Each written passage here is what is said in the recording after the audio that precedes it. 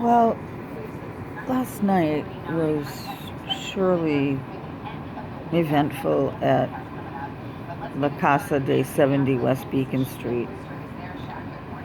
I'm sitting here watching the Red Sox Marlins game, which started at 5, and then I'm waiting for the Bruins Islanders game, which was scheduled to start at 6:30, I guess. And all of a sudden I hear this thud and banging and metal, and I'm like, oh, Jesus, Mary and friggin' Joseph, what the hell? And I look out my dining room window, and there's a budget rental truck in the driveway, and clearly it looks like people are moving out. And I'm like, oh, I need to go downstairs and say goodbye to Jackie. So, if that wasn't enough,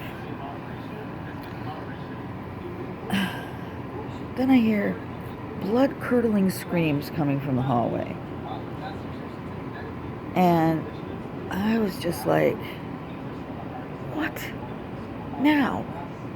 Open up my door, and there's Key screaming at him.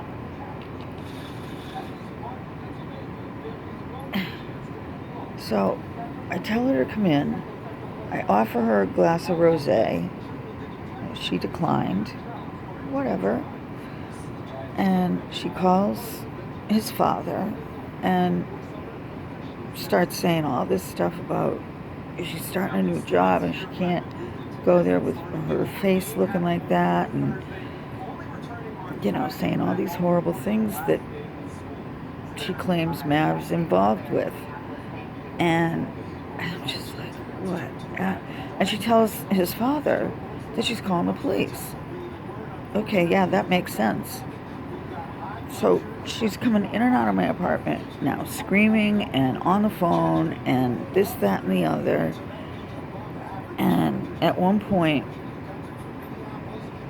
she had gone back out of the apartment, and I grabbed my phone and I went into my bedroom and I called 911. So I'm on the phone with the dispatcher. I'm saying, please don't tell her it's me. She's a friend of mine and I take care of their child every once in a while and blah, blah, blah. And so she comes back into the apartment. She comes into the bedroom and she says, who are you on the phone with? And I said, I called 911 because I'm your friend. Well, she didn't really like that at all. And she grabbed the phone out of my hand. Well, what happens when you call 911 and then the call is disconnected? They call you back. That's just how it works. So they call me back. She leaves. They call me back.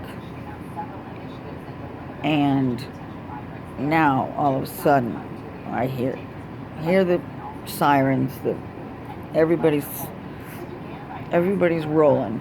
SUVs, West Hartford Police SUVs rolling down the street. So I put on a pair of shorts and I go down and I let them in. And then I see the budget truck is still there, and Wade is sitting in the driver's side seat. And I said, I just came down to say goodbye to Jackie. And he goes, oh no, Jackie's behind the truck. She's not the one leaving, I am. And I'm like, yes, for her sake, because he's another piece of fucking work. I've lived in this neighborhood for 11 years. Do I have a tendency to be nosy? Yeah, but in a good way, because I want to protect my neighborhood. We have a few bad apples, a few bad actors. Yeah. Everybody knows who they are. The police know who they are. The neighbors know who they are. Bing, bang, boom. Done.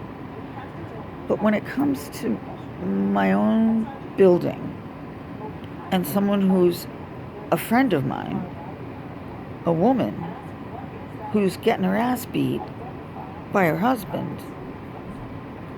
Oh no, baby. Oh no, baby. Not on my watch. So I'm sitting on the lawn with Jackie, and I'm like crying and whatever. And so after the police are up there talking to both of them in their apartment, and I'm sorry, in my humble opinion, they sugarcoated it for the police. Trust me.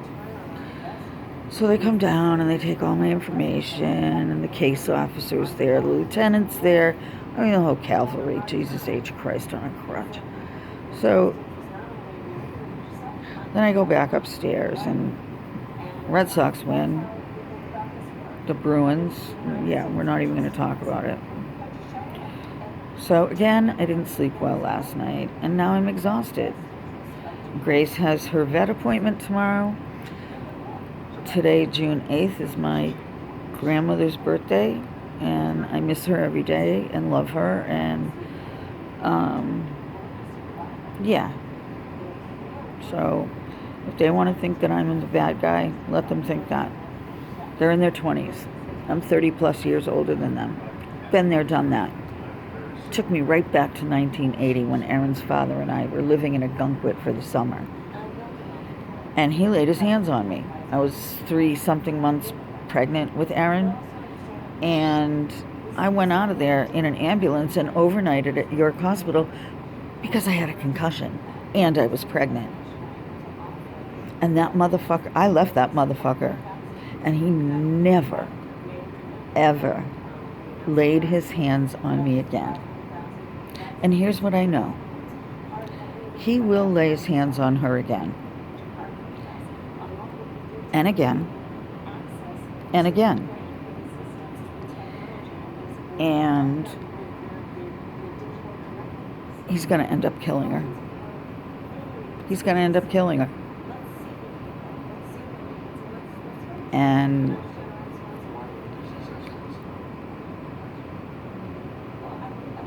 her mother will end up raising that baby.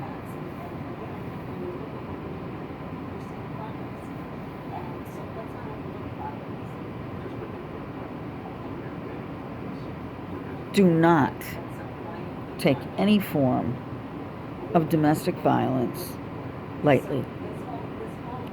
Whether it's verbal abuse, coercion, mental abuse, and mostly physical abuse. Do not take domestic violence lightly. It's real. It happens. And women die every day at the hands of their partner. Unfortunately, I'm witnessing this firsthand.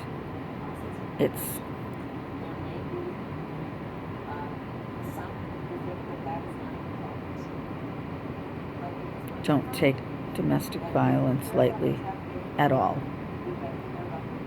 At all.